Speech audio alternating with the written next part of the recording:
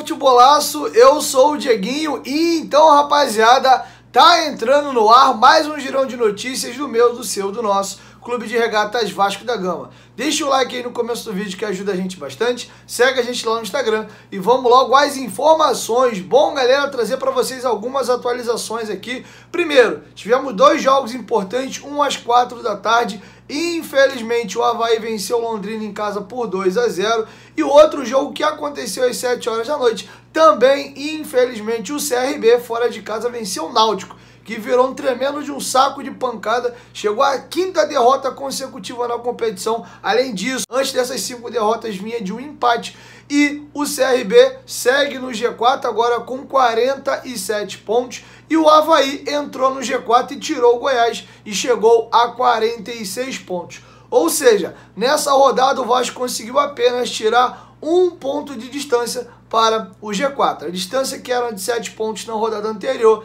nessa agora são de 6 pontos. O Vasco ainda não garantiu a 7ª colocação, porque amanhã o CSA vai jogar contra a Ponte Preta. Se a Ponte Preta vencer o jogo, o Vasco fica ali na 7ª colocação, ou se o jogo acabar empatado. Caso o CSA vença o seu jogo, o Vasco volta para a 8ª colocação. Vamos torcer aí para o Guarani empatar ou perder para o Cruzeiro, que aí na próxima rodada o Vasco tem a possibilidade de passar o Guarani na tabela e o CSA, isso se a gente não passar o CSA ainda nessa rodada, mas depende desse jogo que eu falei para vocês contra a Ponte Preta. Lembra quando eu falei para vocês lá atrás que o Vasco, para tá vivo ainda no campeonato, tinha que ganhar do Brusque? O jogo do Goiás era para reduzir essa distância para 5 ou 6 pontos, podendo, se muito, ir para 4, numa combinação maravilhosa de resultado. Não aconteceu nenhum caso nem outro. O Vasco conseguiu diminuir para 6 pontos devido à vitória contra o próprio Goiás, que foi um confronto direto.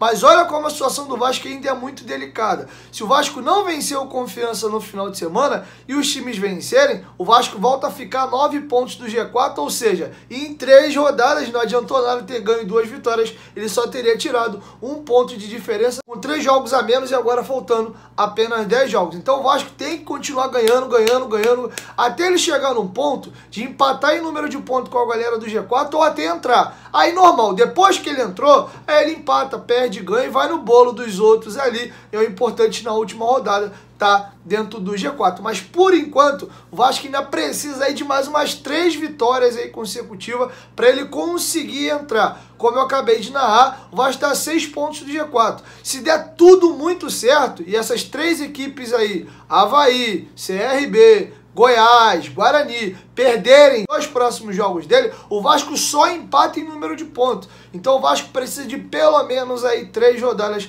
para entrar dentro do G4. A nossa situação ainda demanda cuidados, ainda é muito delicada e contra o Confiança é um jogo de extrema importância. Tem que ganhar para tentar tirar uma gordurinha, a gente não sabe se as outras equipes vão tropeçar. O bacana é que tem confrontos diretos na rodada que vem. Há uma boa possibilidade grande do Avaí e do CRB perderem na próxima rodada. O Avaí vai pegar fora de casa o Botafogo e o CRB faz um clássico das letrinhas com o CSA jogando em seus domínios. Então existe uma possibilidade aí do empate ou até mesmo da derrota, o que aconteceu, por exemplo, na rodada passada, onde o Vila Nova ganhou fora de casa o Goiás num clássico goiano e ajudou bastante a gente. Então na próxima rodada é uma rodada que há a tendência dessa galera aí perder pontos. O Goiás eu acredito que vence, vai jogar contra o Vitória, mas enfim, vamos deixar essas projeções um pouquinho mais para frente. Vamos falar agora do lateral direito Natan. A paciência do Vasco esgotou e, segundo os companheiros do jornal O Dia, o Vasco acionou a FIFA, gastou R$29 mil agora com documentação e está cobrando Boa Vista de Portugal na justiça. A equipe portuguesa deu um calote no Vasco até o presente momento. O Vasco tinha emprestado um jogador com passe fixado já com venda firmada em €1.100.000. O empréstimo foi pago de ato à vista, €200 mil. Tinha uma parcela combinada a ser paga de €550 mil. Agora, no dia 31 de julho, a equipe portuguesa não pagou. O Vasco já mandou 4 e-mails e tem uma segunda parcela que vence no dia 31 de dezembro. O Vasco não consegue receber e foi à FIFA. E é uma situação que chamou um pouco a atenção da diretoria do Vasco. Lá em Portugal, eles haviam dito que tinham pago já tinham quitado a situação do Natan. A diretoria do Vasco ficou muito irritada com isso. Houve sim uma tentativa de antecipação dessa venda ainda na gestão do Alexandre Campelo, mas isso não acabou acontecendo. O Vasco não conseguiu morder esse dinheiro à época. E os portugueses, até o presente momento, não pagaram o Vasco. Cada parcela dessa aí custa 3 milhões e 400 mil reais, fazendo um montante com a cotação de hoje, 6 milhões e 800 mil reais pelas duas parcelas. Isso vai ser acrescido de juros, mora e etc. E o Vasco está tentando receber, mas só para ingressar com esse pedido na FIFA, o Vasco gastou aí 29 mil reais. Vamos virar a chavinha agora. No vídeo anterior eu informei para vocês que mais uma vez houve uma derrota por parte do Levenciano na justiça e ele foi ao seu Instagram e se pronunciou após a decisão. E deixou ali nas entrelinhas que o principal motivo que ele queria fazer era colocar uma semente no coração dos vascaínos. Pela publicação dele, deu a entender que ele não deve mais recorrer. E para não ficar só aqui nas minhas palavras, eu vou ler para vocês o pronunciamento de Luiz Roberto Levenciano. Não há motivos para tristeza quando se sabe o caminho. As sementes estão plantadas, façam delas grandes árvores. Saibam que o nosso clube é um retrato do que é o nosso país, que só vai mudar com muito investimento em educação. Agradeço muito o carinho de cada vascaíno. Estar no coração de vocês é a maior vitória que eu poderia ter. Estudem e amem sempre. O conhecimento e o amor pelo próximo são os bens mais valiosos do universo. Nosso clube é o maior do mundo, para isso basta acreditar. Desejo a todos o bem, mesmo aos que me fizeram mal. Considero isso apenas um mal entendido. Estarei na torcida por todos vocês com muita paz e amor no coração.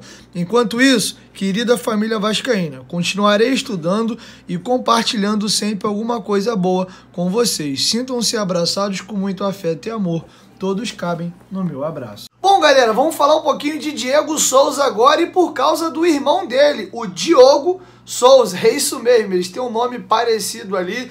E a parada é a seguinte, todo mundo sabe que de infância o Diego Souza é vascaíno e o seu irmão Diogo também é vascaíno. Eu vou colocar para vocês na tela, o Diogo colocou alguns stories ali assistindo o jogo do Vasco, comemorando, e fez algo que não é usual. Ele colocou inclusive um vídeo do irmão dele, de um golaço que ele fez contra o Cruzeiro, que tá fazendo 10 anos, aquele gol que ele dá um chapéu no Fábio, ano de 2011, e quem acompanha o Diogo no Instagram sabe que normalmente ele publica coisas relacionadas ao time que o irmão dele tá jogando. E curiosamente, ele fez questão de mostrar que estava torcendo pro Vasco ontem e colocou algumas imagens ali, vídeo do irmão dele, enquanto ainda atuava pelo Vasco. Outra situação, o Diego Souza já sabe que não fica no Grêmio para a temporada de 2022, nós estamos aí caminhando para o mês de outubro, ele tem apenas aí mais 3 meses de contrato com a equipe gaúcha e tem desejo sim de retornar ao futebol carioca para encerrar a carreira por aqui. O Diego Souza está caminhando para os 37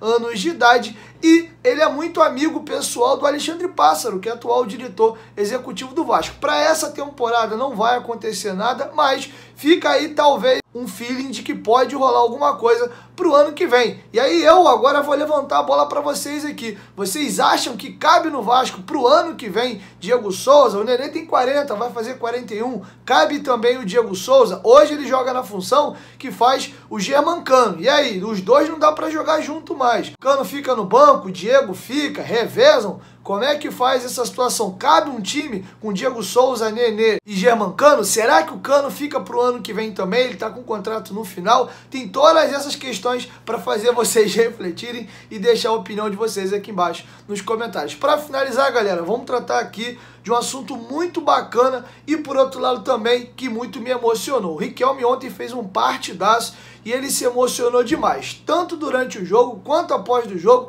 e depois foi ao seu Instagram. O Riquelme perdeu o seu avô, que era o seu maior incentivador, quem muito levava ele para os treinamentos e dava força para ele ser jogador de futebol. E no jogo ontem contra o Goiás, estavam fazendo 3 meses do falecimento do avô dele. Logo assim que ele dá assistência, ele vai correndo na direção do Fernando Diniz, desaba a chorar, todo mundo viu na transmissão. E após o jogo, muito emocionado, o repórter foi entrevistá-lo para falar daquela emoção que ele teve na hora da assistência para o gol do Morato. E antes de falar, ele desandou a chorar, uma cena que marcou muito. E aí, quando ele falava da emoção de dar assistência, lembra do avô dele, ele levanta a camisa e faz homenagem ao avô dele, uma camisa que ele estava usando por baixo. Eu vou deixar com vocês agora o desabafo do Riquelme no término do jogo. Há 3 meses eu perdi meu avô. Hoje fazem 3 meses que eu perdi ele. Eu tenho passado por muitos momentos difíceis. Dentro de casa, recebo o apoio dos meus pais. Estou feliz pela vitória. Tenho certeza que se a gente continuar nessa pegada, a gente vai subir.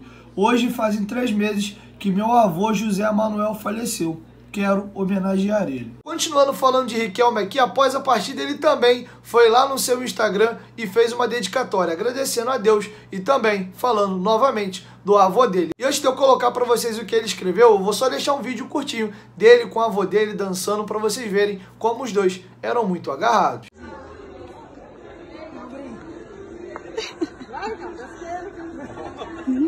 Que isso, hein? Seu Zé Manel, eu dedico essa assistência e vitória para você. Há 3 meses eu te perdi e luto todos os dias para ser mais forte, mesmo com a sua ausência. O Senhor sempre acreditou em mim, fez questão de me apoiar nos momentos mais difíceis. Queria que estivesse aqui para celebrar junto comigo esse momento, mas tenho certeza que está em um lugar melhor torcendo por mim. Sempre vou me emocionar quando lembrar de você. Você é minha luz e minha eterna inspiração. Essa noite vai ficar marcada na minha vida. E tudo isso foi melhor com a presença dessa torcida, que sempre deposita confiança em mim. Obrigado por nos apoiarem hoje. Temos certeza que vamos lutar até o fim por vocês. Deus, obrigado por guiar o meu caminho. Bom, galera, é isso. Desejo boa sorte. O Riquelme é um jogador que tem um talento muito grande, bate na bola como poucos, tem muita habilidade, deu um elástico bacana ali. E é um jogador que precisa madurar. Eu acho que ele ainda não está pronto. O Riquelme pode vir a ser um lateral extraordinário daqui a mais um ano e meio, 2. Ele está no caminho. Tem que estar no profissional, joga um jogo titular, fica no banco, entra no segundo tempo. Esse é o rolê que ele tem que passar para virar um grande jogador. Mas que potencial ele tem muito, isso eu não duvido. A gente fala dele aqui há muito tempo. E o Natan, que o Vasco agora tá aí, indo para a FIFA para tentar receber uma migalha de um jogador que o Vasco poderia ter aproveitado, poderia ser o atual lateral direito titular do Vasco, e o Vasco revender por um valor muito maior. Mas enfim, agora tá indo na FIFA e tentar receber esses 1.100.000 euros. Bom, galera, é isso. Essas eram as informações que eu tinha para trazer para vocês nesse vídeo. Amanhã cedinho, 5h30 da manhã, o Dieguinho chega com mais informações, beleza? Chegou até aqui, dá essa moral, deixa o like que ajuda bastante. E claro, se for a tua primeira vez aqui no canal, não esqueça de se inscrever e ativar o sininho das notificações, beleza? 1, 2, 3, futebolaço. Tamo junto, família. E a qualquer momento, Dieguinho volta, nós tamo junto. Valeu!